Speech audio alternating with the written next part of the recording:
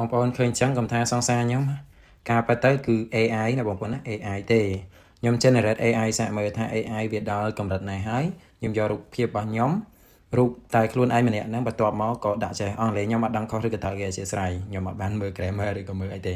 គឺចឹងទៅសេតាមការចង់ចឹងទៅនឹងបង្កើតស្រីស្អាតម្នាក់ដែលនៅក្បែរខ្ញុំនៅឈរក្បែរខ្ញុំតែម្ដងជាមួយបងប្អូនចាំមើលថាស្អាតអត់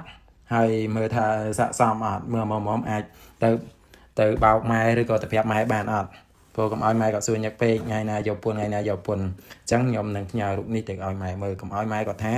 ខ្ញុំនឹងនៅ single ហើយគាត់ចេះសួរលេខកាតពេកអញ្ចឹងជំរឿចុងក្រោយម៉ែខ្ញុំសំទោសម៉ែជំរឿចុងក្រោយមានខ្ញុំ generate AI ដាក់អ្នកនៅក្បែរ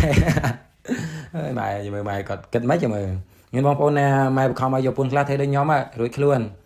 ធ្វើដូចខ្ញុំរួចខ្លួនអញ្ចឹងគឺខ្ញុំប្រាប់ម៉ែថាម៉ែខ្ញុំមានហើយ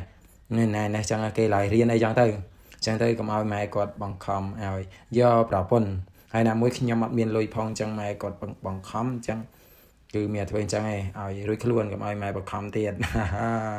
បងប្អូនណាចង់ចេះអាចធ្វើអញ្ចឹងដែរទៅបងប្អូន